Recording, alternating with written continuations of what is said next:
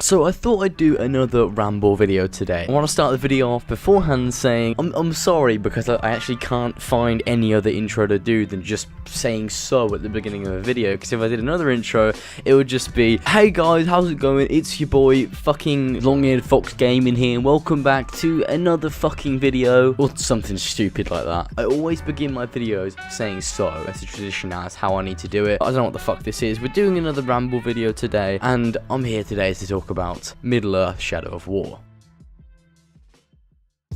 More specifically, I'm here to kind of ramble on about how this could be one of the best open world RPGs of 2017, because it has all the stuff there, you know. They've released a lot of information about it with the various different customization systems, the open world aspects, and all of the awesome features that make the Middle-earth games so unique, being the Nemesis system and how they've improved all that. Now, I've kind of made a video very similar to this before, kind of talking about how Shadow of War is the perfect sequel almost, and I still stand by that opinion.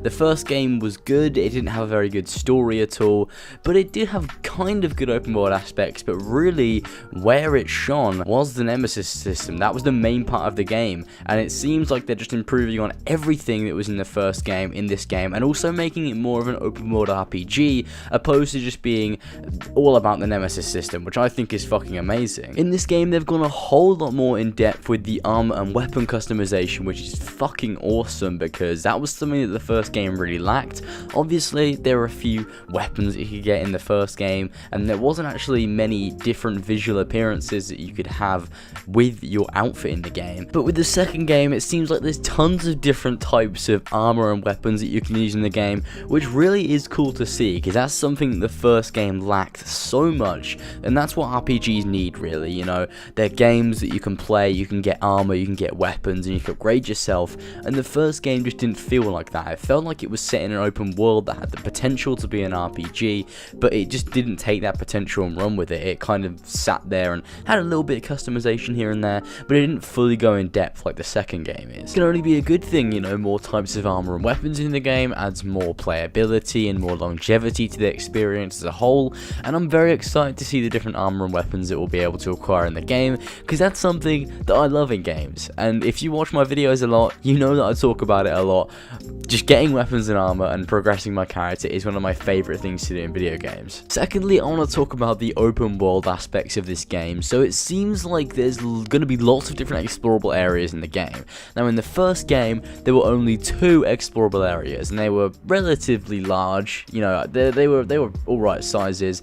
But in this game, there's loads of little explorable areas that you can explore, and you can do quests in, you can kill enemies in, and they're slightly smaller, but there's still many different environments that you can go through. And I think this is quite a cool way of portraying the Lord of the Rings world through this game, because obviously there's a lot of different environments in that universe. So to be able to portray these properly on a scale of war like this game is meant to be on, then it's good to have loads of different little environments so you can have lots of battles and lots of, you know, fights with your nemesises and stuff like that. And it's just a good way of showing the scale of the Lord of the Rings world. It also just makes the game overall a lot more interesting, because you're going to be doing a lot of fighting and a lot of chasing down your nemesises in these different areas. So being the primary gameplay feature, you'd want the environments that you're going to be doing this in to be a lot different, so it adds variation to the stuff that you're going to be doing practically over and over again if you think about it.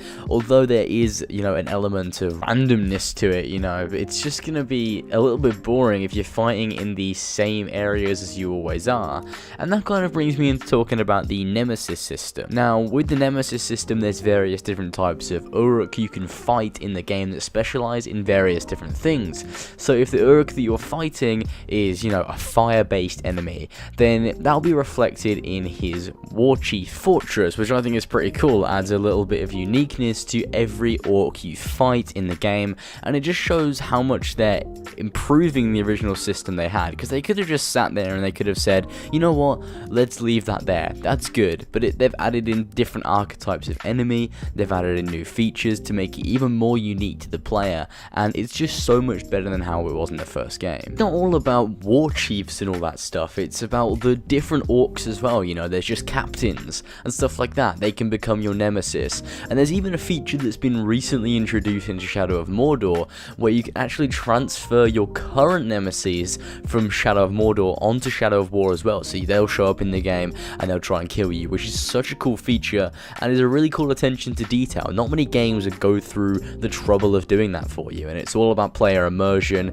and, you know, fan service to the players and carrying on the story that they first created in the first game. On top of all these various different features, there's also many different side activities for us to do in the game as well, which means the different little spaces that you get to explore are filled with content, filled with enemies, and filled with nemesis for you to make in the game, and it's just gonna be really good. You know, it's not a huge open world, but it's small areas that are packed with content and packed with things for us to do, and that's the reason why I'm very excited, because you get a lot of open world games that are huge, they're fucking massive, they claim to have one of the biggest maps ever, but then once you get dropped into the world, you know, there's not an awful lot for you to do whatsoever, and it's an overall very disappointing experience for the player. Whereas with this game, it seems like they're taking small doses of various different locations and then filling them with content and then giving them to the player to explore and experience.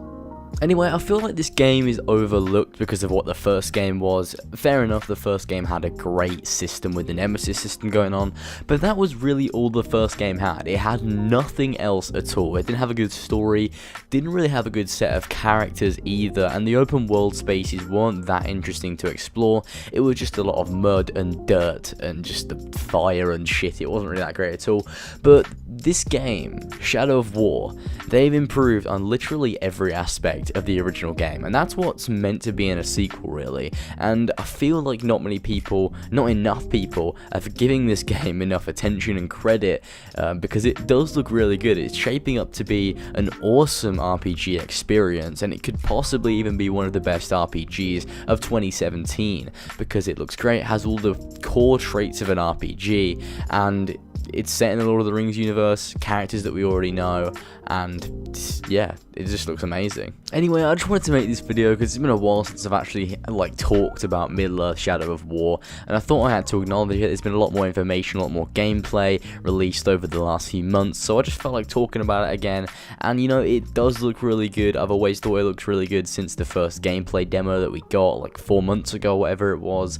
And you know, this game looks great. It's taking the form of a proper RPG, and it's looking awesome because RPGs are my favorite games ever, like open world RPG games, and this is looking like a really good one, so I'm super happy with how it looks.